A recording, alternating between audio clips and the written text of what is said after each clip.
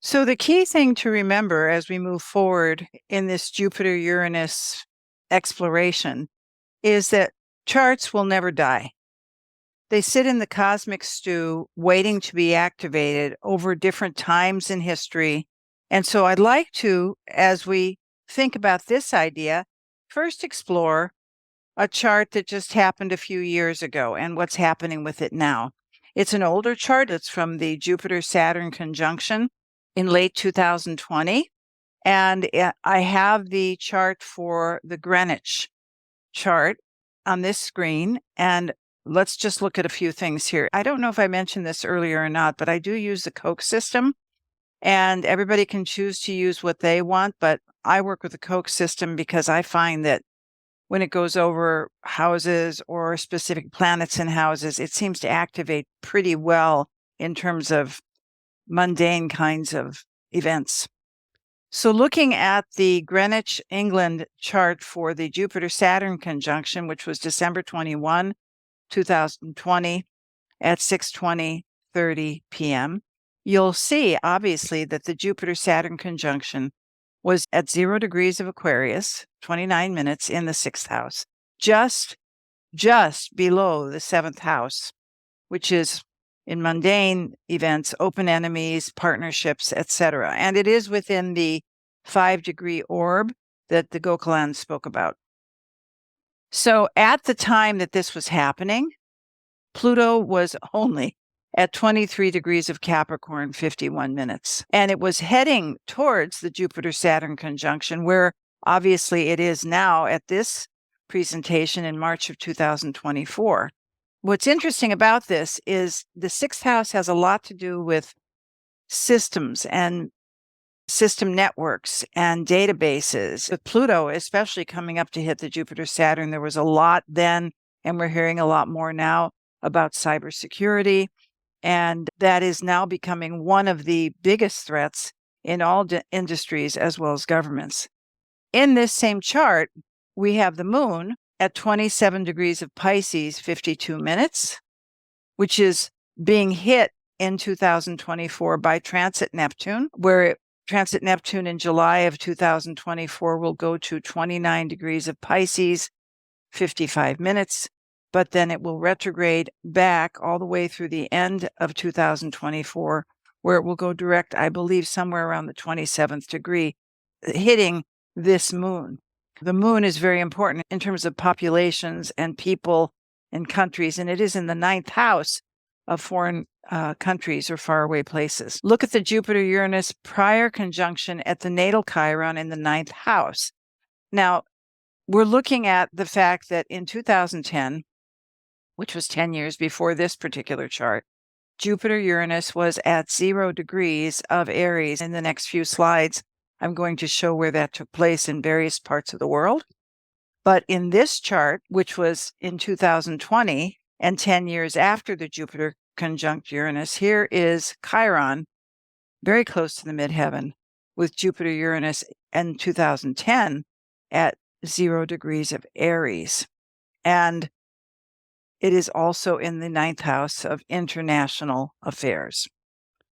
Look at, in this 2010 Jupiter-Saturn chart, Mars in the 10th house at 23 degrees of Capricorn, where over the last few years, Pluto has been squaring that position and is past that position at this juncture, but Pluto will return to 29 degrees of Capricorn September 1st, 2024 through November 19th of 2024, at which point it will then return to Aquarius again on the Jupiter-Saturn conjunction of 2020. And the next Jupiter-Uranus conjunction that's taking place at the end of April of 2024 is around 21 or 22 degrees of Taurus. And what it will be doing when that happens, it will be sextiling the moon in this chart, and it will also be trining Pluto in this chart because it's going to be at 22 degrees of Taurus for several years now. But there was a report in terms of global security, cybersecurity, cyber threats, which actually I think with Pluto which is things that are not seen coming up to the Jupiter-Saturn conjunction here. And with Jupiter-Uranus coming up at the end of April of 2024, trining this Pluto, that perhaps we will start to find more information, more solutions perhaps about how to deter cybersecurity. And there was a report, I think it was on a 60 Minutes, recent 60 Minutes report of the Five Eye Alliance. The Five Eyes Alliance is an intelligence network that was established actually right after World War II. And it was established between the United States, the UK, United Kingdom, Canada, Australia, and New Zealand. Its genesis lies in the post-war 1946 UK-USA agreement, which is very interesting because that happened right before the Saturn-Pluto conjunction of 1947. And this agreement of 1946, it was intended as a cooperative arrangement for sharing signals intelligence between countries.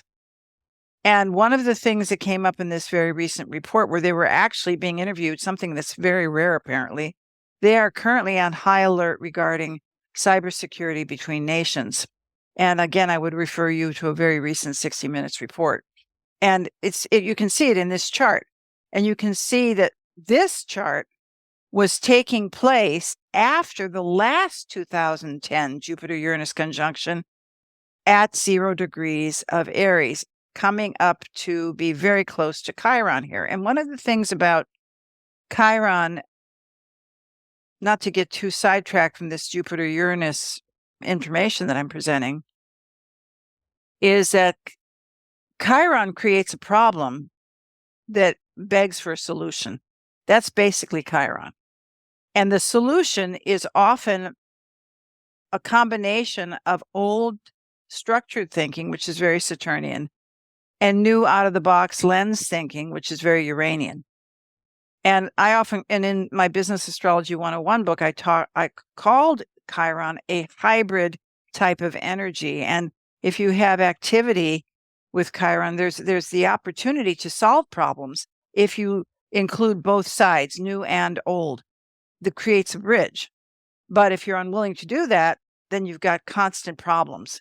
And, as a sidetrack, also, if you look at the 1776 chart of the United States, whether you think July 4th, 1776, whether you think it's the US chart or not, it is a war chart because basically it declared war on England when they decided to declare independence.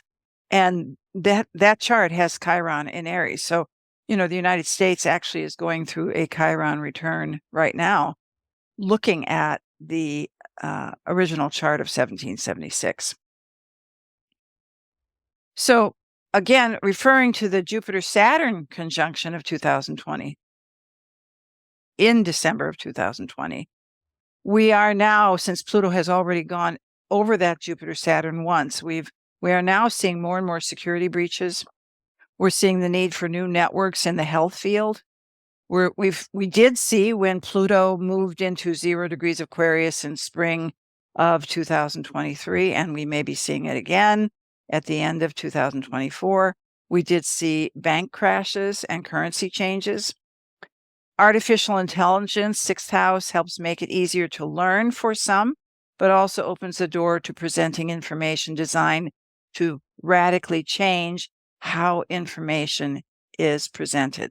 This conjunction, the Jupiter-Saturn conjunction of 2020, which is still remaining quite active, opened new industries associated with information services and systems, networks, and processing industries that filter, clear, and correct.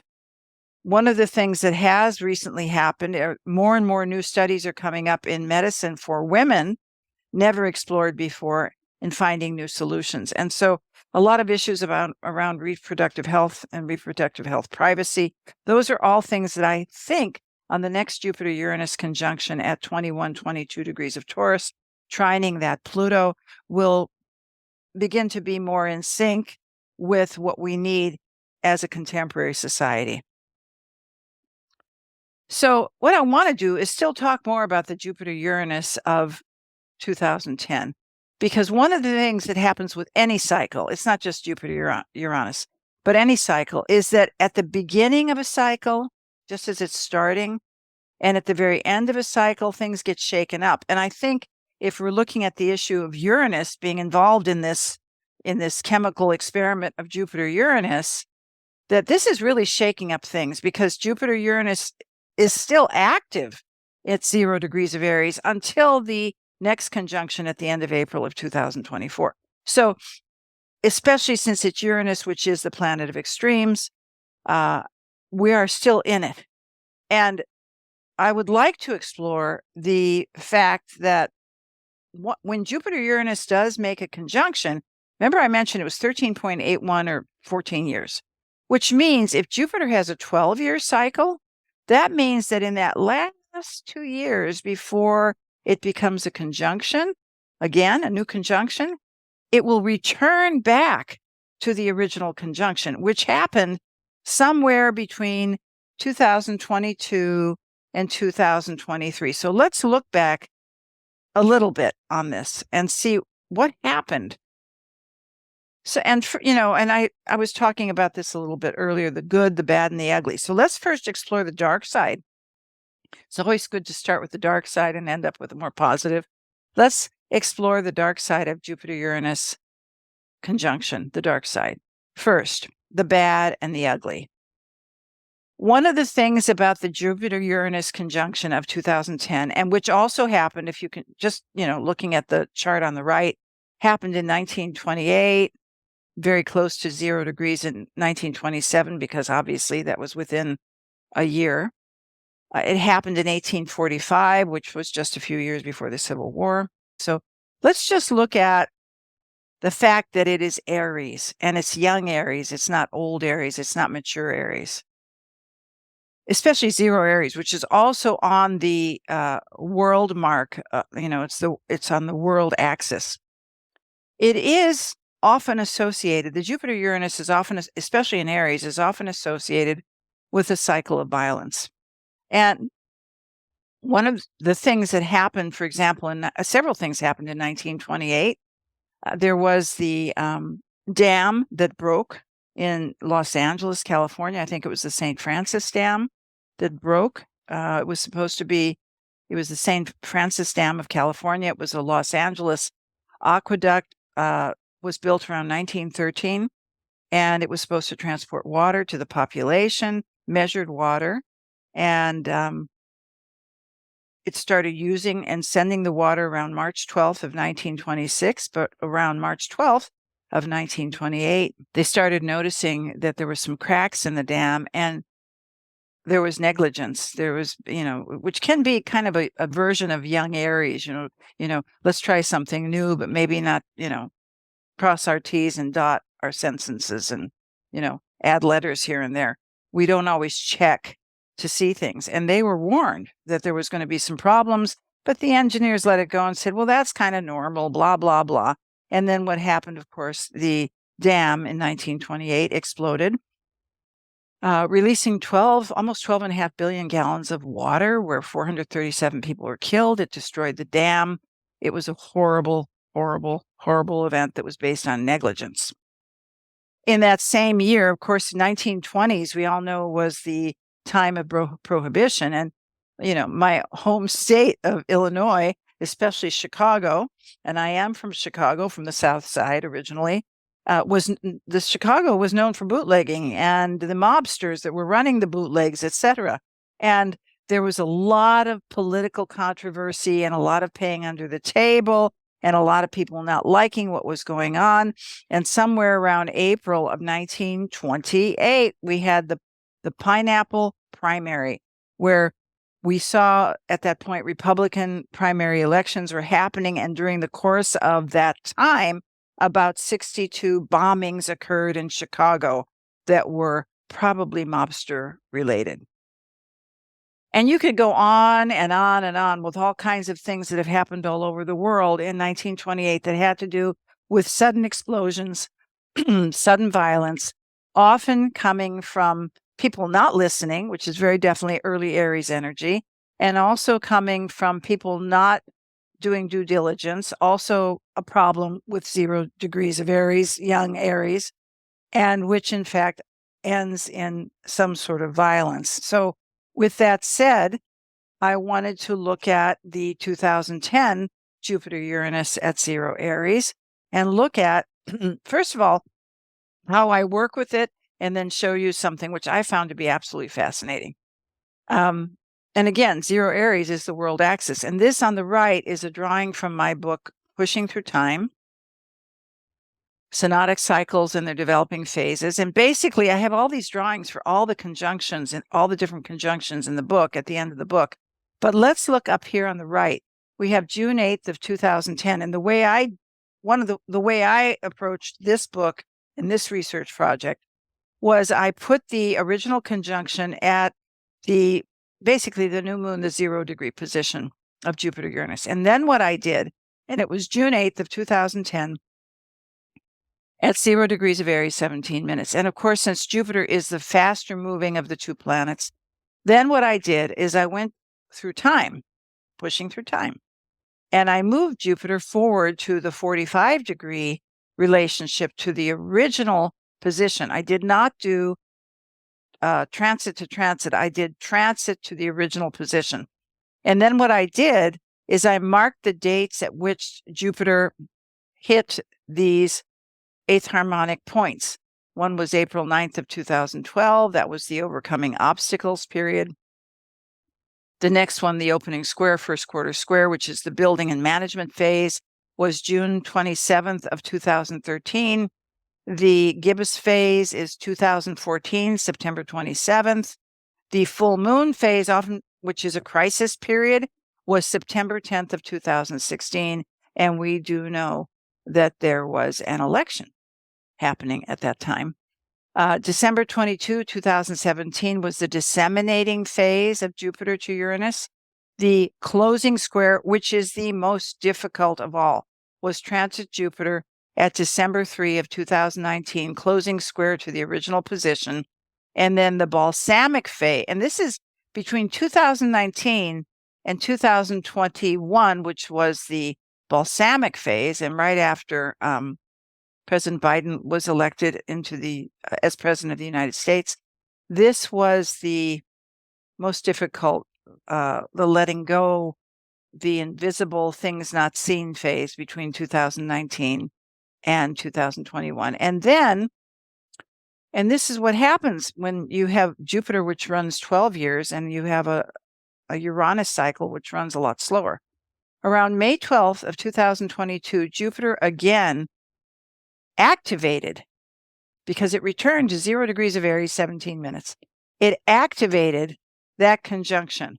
Now, before I show you a list of what has happened, let me just look at January 25th of 1928, another 1928 example, which, excuse me, I failed to mention it earlier. In 1929, right after this occurred, it saw Palestine riots. We saw the 1928 Purple Gang trial, bootleggers. We saw in 1929 a rise of gang violence in the United States. There's statistics on that. And Hitler began his rise in Germany and started his campaign with the press starting around this time. So, looking at this, here we are again looking at the Greenwich chart, but this time we're looking at the 2010 Jupiter-Uranus conjunction in Greenwich on June 8th, 2010, 12:26:43 p.m. Here it is in the 7th house of open enemies as well as partnerships, trade agreements. Note in this configuration, which wherever you moved this chart across the world, you were going to still have these aspects. We saw a square to the North Node and, more importantly, to Pluto. Jupiter, Pluto, a lot of death. Jupiter, Uranus, an explosion of violence. Uranus square Pluto as it moved along, which is revolution and anarchy. In this 2010 chart of Jupiter-Uranus, we had the moon, which is the people, at 27 degrees of Capricorn, 44 minutes, where for many, many, many, many years now, Pluto has been squaring that moon. number one, and number two, Pluto squaring that moon has created a lot of death of many people across the planet. And so this Jupiter-Uranus conjunction of 0 Aries has been probably one of the most violent of the conjunctions that we've seen in history. And one of the things I saw when this pileup of violence, which started in 2010, as the planets have moved through things, have aspected all these things. We saw Pluto squaring the moon. We saw Pluto opposing the Venus, and all these things were just mentioned here. On November 4th of 2023, transit Saturn had finally gone direct at 0 degrees of Pisces. It was opposing Mars in this chart in November of 2023, and it was, which is very, very interesting and continues to be, around October 7th, which was the month before all of this happened, it was the sudden attack on Israel by Hamas, which was October 7th of 2023. And one of the things I'd like to show you with this is that on the day that happened, October 7th of 2023, where was transit Uranus on that day? Transit Uranus on that day was at 22 degrees of Taurus, where the Jupiter-Uranus conjunction will take place again on April 20th of 2024. We also saw on the day that the Hamas took hostages in Israel, October 7th, we also saw on that day transit Mars. On that day was at 27 Libra, opposite the moon. Again, transit Uranus was at 22 Taurus, where it will be again at the end of April of 2024. We also saw on that day, transit Venus was in the late degrees of Leo, opposite Neptune, and about to, when it hit Mars, be opposing Chiron. And of course, a lot of women were savagely raped, stolen, children have been shot and killed. I mean, just a bloodbath. This whole thing has been a bloodbath. And so this chart was actually pretty activated. And since it is an Aries chart, I mean, it's a Jupiter-Uranus on the 7th house in Aries, disposited by Mars in Virgo. I mean, pretty bad. And because Jupiter revisited this around 2022 to 2023, this conjunction, it exacerbated the situation.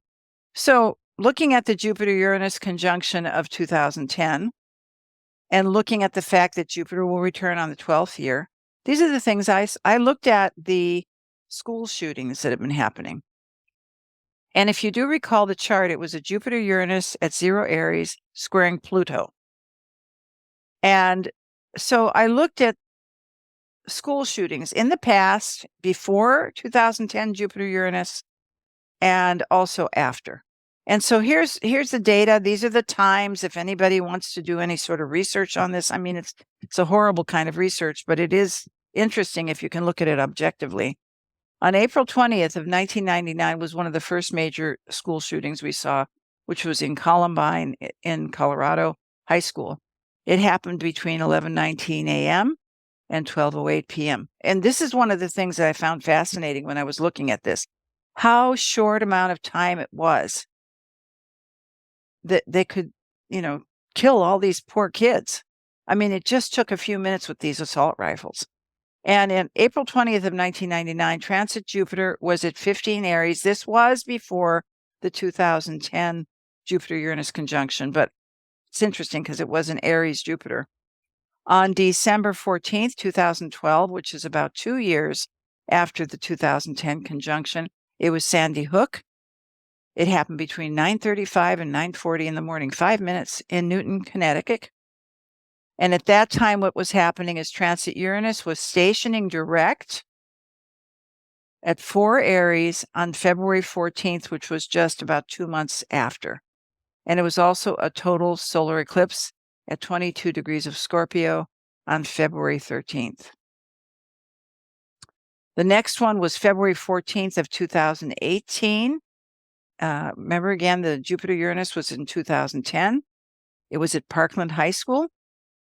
Again, it only took 6 minutes in Miami, Florida, where transit Saturn was at 5 Capricorn. It had just gone past the square to the Jupiter-Uranus conjunction at 0 Aries. Then we had July 4th of 2022. Now, this is important. If you look at the next few, you see a lot of 2022s and 2023s, because this is when Jupiter by transit had returned back to the Jupiter-Uranus conjunction and activated it again. And on July 4th of 22, Highland Park Parade in Illinois, around 8:14 in the morning, transit Jupiter was at that point 7 Aries, just past the conjunction.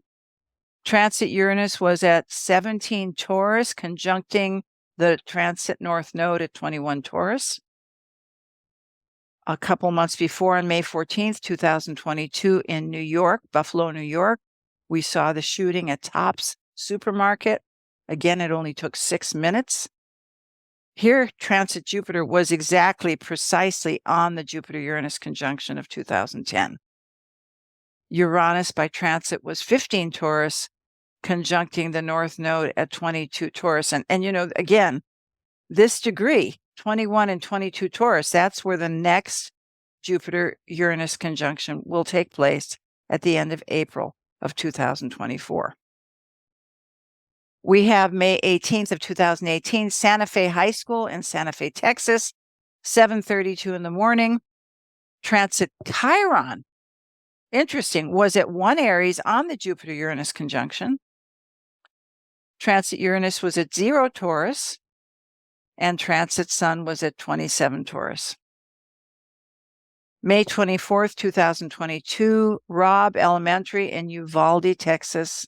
And this was, they're all travesties, but it took them forever to get help. And this lasted a very, very long time. This was 9:28 in the morning till the siege was till 10:50 a.m. And here we saw transit Jupiter at 2 Aries in that chart. May 6th of 2023, Allen Premium Outlets in Allen, Texas. A lot of these happen in Texas, of course. Where else? 3:36 to 3:40 p.m. only took 4 minutes. This is transit Pluto was at 0 Aquarius, and the lunar eclipse was at 14 Scorpio on May 5th. And I'm just sharing this because it seemed like there was a lot of Aries energy operating during these shootings. And I wanted to, kind of just exemplify the violence of the Jupiter-Uranus 0 Aries cycle. And because, Jupiter-Uranus in Aries does create violence, just the combination of Jupiter-Uranus anyway will create pulses of uncertainty of which we are often aware, but we don't dare address. Here's where we get our extreme wake-up calls or calls for change that come from large swaths of events in the population responding to extreme events and responding in extreme ways. There is, in the following diagram, this is, I'm one of these people that saves articles and paper, and it's probably a very bad habit. But I did have a graph, because I think sometimes when you look at a graph, you can see things more clearly. I did save this graph that came out of New York Times of January 6th of 2008, which was called The Pulse of Uncertainty. And one of the things I noticed with this, and I hope you can see it in the next drawing, was that what we did see with Jupiter-Uranus conjunctions, that quite often, within a short time after it happened, as Jupiter was separating from Uranus, things would happen that are quite sudden. I also noticed that sometimes a few months before, which is, we were talking about earlier about the beginning of the cycle versus the end of a cycle. The balsamic phase is the end of the cycle. The new phase is the beginning of the cycle. A few months before an event or even after the conjunction, sometimes around 3 to 6 months, you saw some pretty serious things happen that were either resolved or suddenly showed up, or sudden decisions. And of course, you have to look at all the other charts, but I thought looking at this chart might be kind of interesting. So let's just take some time and look at it. Here's the chart. I'm sorry for the poor quality of the paper. I tried to make it as clear as possible. So what I want to do here, I probably should have circled these, is on the bottom, this is going from before 1900 through, where we are now, is where I marked the conjunctions of Jupiter-Uranus. So on March 14th of 1914, we had a Jupiter-Uranus conjunction at 9 Aquarius. On August 11th of 1927, we had the Jupiter-Uranus conjunction at 3 degrees of Aries, which happened, we're talking about 1928 being a year that was quite violent. May 7th of 1941, it's interesting about this one. We see a Jupiter-Uranus conjunction at 25 Taurus, 48 minutes, which is actually just a few degrees after the one that's coming up at the end of April of 2024. And I might add, since I sometimes do work with fixed stars, that the one in 1941 was sitting on the fixed star of Algol, the fixed star of strangulation. October 7th of 1954 was a Jupiter-Uranus conjunction at 27 Cancer, 52 minutes. And then for some reason, I moved it up here. December 11th of 1968 was a Jupiter-Uranus conjunction at 3 Libra, 28 minutes. February 18th of 1983 was a Jupiter-Uranus conjunction at 8 Sag, 51 minutes. February 15th, 1997, 5 Aquarius, 55, and of course the cycle of violence that started in June of 2010 on June 8th of 2010 at 0 Aries. So what I want to go through now is look at the graph, and I made some notes here about these events that showed up a little bit before or a little bit after these conjunctions. Well, March 14th of 1914, it was at 9 Aquarius, and of course, just a few months later, in July of 1914, we have World War I. We have, of course, August 11th of 1927 at 3 degrees of Aries, and of course, we know about the Great Depression that came during that time. The overall vitality of the economy peaked during the years that followed. We saw the World War II cycle that began in December, it actually started in 1939 when Hitler invaded Poland, but where the United States became involved on Pearl Harbor in December of 1941. It conjoined the two planets on May 7th of 1941. October 7th of 1954 is a very, very interesting date because it's at 27 Cancer, 52 minutes. And what had been happening since around 1950 was the era of Senator Joe McCarthy, who, was calling everybody a communist, putting everybody on a blacklist, etc. And the end of the McCarthy era actually ended June 6th of 1954, right before the October 7th, 1954 conjunction at 27 Cancer, 52 minutes. What's also very interesting is that a few months before this conjunction, about 6 months before, was the landmark decision of Brown versus Brown on May 17th, 1954. Going forward, and I remember this because I was in school at the time, we had the Jupiter-Uranus conjunction of 3 Libra 28 at the end of 1968, but in April and June of 1968, we saw the assassinations of Martin Luther King Jr. and Robert F. Kennedy Jr. That happened in 1968. Then we move over to 1983. I didn't have a lot of data for some reason. Black Monday didn't happen until October 19th of 1987. And I don't know why I don't have any data there, but this did happen February 18th of 1983, this conjunction. Then we have in 1997, February 15th of 1997, we have Jupiter-Uranus conjunct 5 Aquarius, 55 minutes. And we have in 1997, again, unfortunately, we saw the assassination of Princess Diana. I don't know if we'd call that an assassination, but it was a devastating loss. And the assassination of Johnny Versace in Florida. I think it was in Miami. We also saw during this time, which I think is fascinating, on July 5th of 96, about maybe 8 months before February 15th of 1997, we did see Dolly the sheep was cloned. And then we're at this 2010, again, the cycle of violence. Interestingly enough, the June 8th, 2010 was at 0 Aries, and we had the on April 20th of 2010, which was just 2 months before this conjunction, we saw the Deepwater Horizon explosion near New Orleans in the Gulf. This is general. I mean, you could look at this thing and study it, see when there were some crashes, bank panics, and of course, look at all the other things that happened. But, it is interesting to see how these events seem to come right before, right after. And I'm looking at that now because here we are about 2 months before, almost 2 months before the Jupiter-Uranus conjunction in Taurus at the end of April.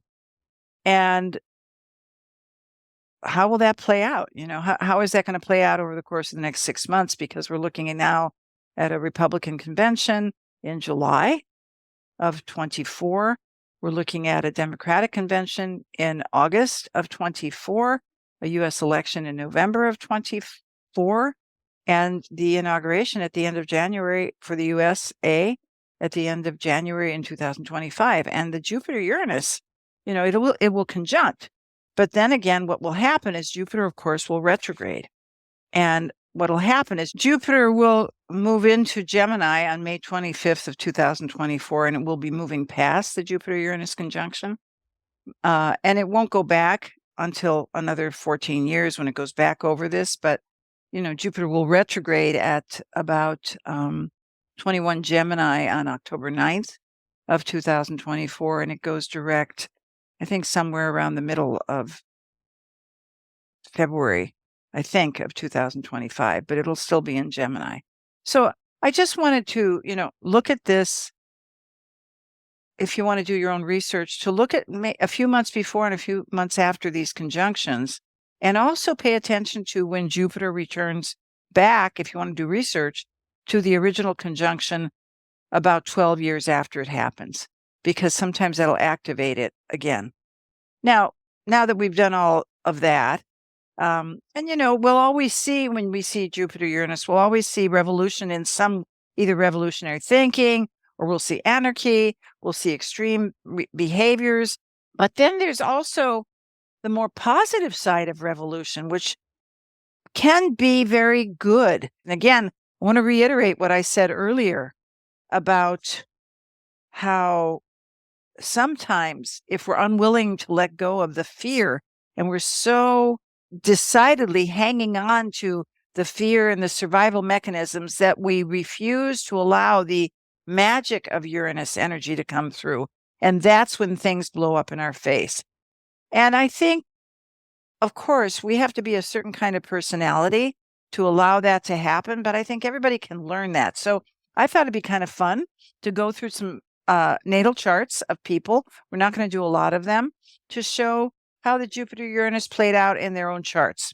So we're going to look now at one of my favorite characters in science, Barbara McClintock, who I call the scientist outlier. And McClintock was born June 16th, 1902. We don't have a time, unfortunately, in Hartford, Connecticut.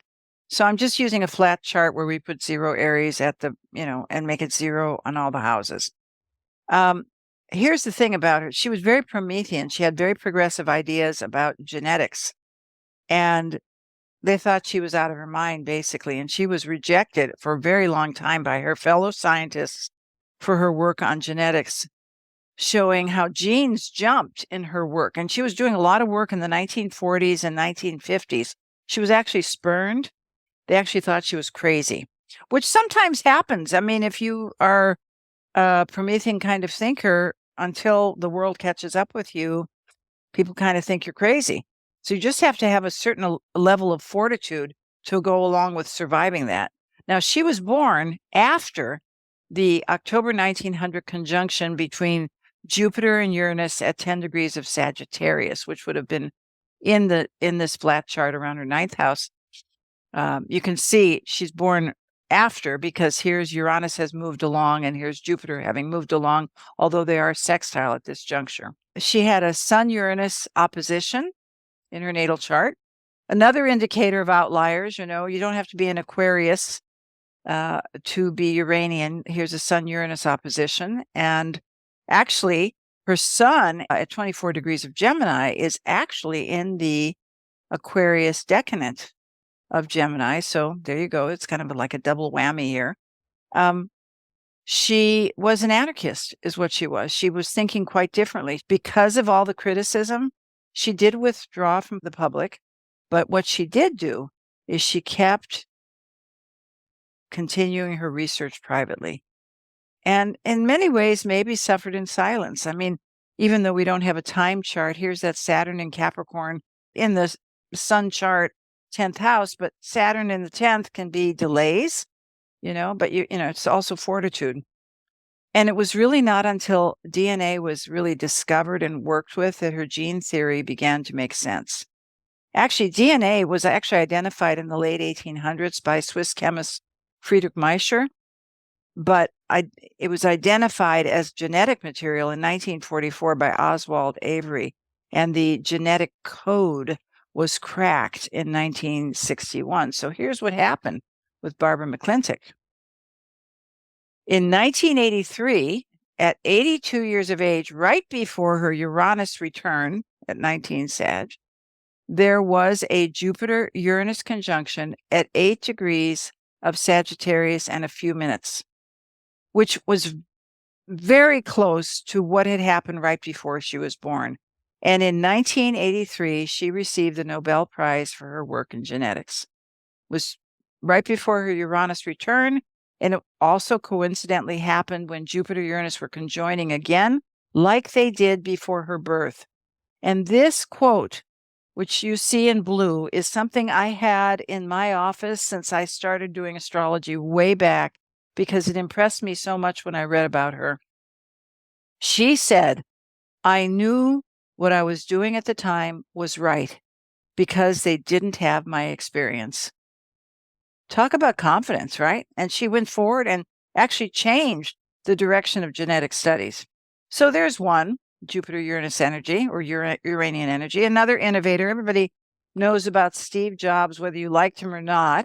He was actually born right after the Jupiter-Uranus conjunction on February 24th of 1955 at 7:15 p.m. in San Francisco, California. And what had happened is in October of 1954, there was a Jupiter-Uranus conjunction at 27 Cancer 52 minutes, which was right about here. It happened before he was born. But of course, the Uranus and Jupiter do retrograde. So when he was born, Jupiter-Uranus were conjoined, not really conjoined, but they were both retrograde within about 4 degrees of each other. And this is a time chart for him. And, we look at Jobs. He had Aries moon, Mars in Aries, not exactly a person who followed rules, I would say. He dropped out of school at a pretty young age, got an apprenticeship with Atari. He got his first job with Atari as his secondary moon, which is very interesting, as a secondary moon was opposing his natal Uranus and conjoining his natal Chiron. Apple was incorporated as a company as transit Jupiter was at 21 degrees of Taurus. And actually, I did a really interesting study with his Jupiter-Uranus, with the Jupiter-Uranus and the development of the Apple products, which included the Mac and some of the other things that he did. And it was very interesting to look at that because as I saw Jupiter going over each of those 8th harmonic sections, this is when a new development would happen in the Apple product line. And some of the losses that happened are in there as well. And that's why I find it a pretty interesting chart, because he does have 22 Virgo rising, and that Jupiter-Uranus is pretty on target for his chart. So one of the quotes he had, and I think this is perfect for a Uranian type, For us, he said, computers have always been around. That's what separates us guys from you guys. You were born BC, before computers. And it's because of this place I was born here. When I was 14, I was asking famous computer engineers here questions. Apple came out of the microprocessor, created in this valley, just 5 miles from here. And I mean, there are stories of him when he was very young, just going into engineers and talking to them. And I guess in those days, you could just walk into these companies. I don't know if it's possible now. But I mean, whether you like Jobs or not, he was really an outlier in terms of how he thought. So now another one, I know this is an old example, but I just love the story, and is the explorer Thor Heyerdahl. And he was an adventurer doing the impossible because he examined and questioned what was possible. Now, Thor Heyerdahl was born October 6, 1914. We do have a time for him at 4:40 p.m. in Larvik, Norway. And this is his chart. You can see there's a Jupiter-Uranus, very close to Jupiter-Uranus conjunction here. In this chart, the Jupiter-Uranus conjunction that took place in 1914 was actually on March 14th, 1914, at 9 degrees of Aquarius, right between the Jupiter-Uranus of his chart. Now, he lived between 1914 and 2002, and he is actually, he's really unique. That's why I wanted to bring these examples. These are very unique individuals. In 1947, he crossed the Pacific Ocean on a balsa wood raft that he and his team made, and they called it the Kon-Tiki. This was his first expedition to be captured on film. It was later awarded many years later, the Academy Award for Best Documentary in 1951. So here's the story of the Kon-Tiki expedition, and there's I think it's on Netflix now. It's really fascinating to see what these guys did. And here was his theory that everybody thought he was nuts to say, that the peoples of South America did not have seaworthy rafts or boats. This is what people said. The peoples of South America did not have seaworthy rafts or boats that could take them as far as the Polynesian islands, according to scholars with whom Heyerdahl discussed the subject. To prove that it was possible, he decided to build a raft to the specifications that the natives of the time would have made the rafts and make the journey himself with his team. So on April 28th, 1947, Thor Heyerdahl and 5 other men left Callao in Peru on a balsa wood raft called the Kon-Tiki, destined for Polynesia. I mean, talk about guts to do something like that, because it took them, I think it was 101 days to make the journey, and they almost didn't make it. But anyway, they left. What they did when they were building this raft, and the thing that I love about this film, it's called Kon-Tiki. I think it's on Netflix, is that they actually talk about how they wanted to stay precisely to the specifications, that they wouldn't use nails, they would use ties, they would use balsa wood, everything was exactly how these rafts would have been made. So what happened, they were in open waters, a lot of problems, a lot of difficulties. They lost a parrot, the parrot, the pet parrot. I hate to say it, but they lost him. But the raft did run aground on the Roroya Atoll in Polynesia after 101 days in open waters. And what happened is Heyerdahl disproved the skeptics who had insisted such a journey was impossible. Only years later, again, talking about DNA, when they discovered DNA, they found that DNA was connected to people from South America in Polynesia. And so this to me was such a trip to see this film and see what this man did and the chances he took to prove a theory. I mean, talk about extremes. That's extreme, because he went to so many people to fund this, and they wouldn't fund it because they thought he was nuts. And of course, if you read more about Thor Heyerdahl, he did do further exploration around the world. many times things that people thought were impossible. So how about coming together and you, the system,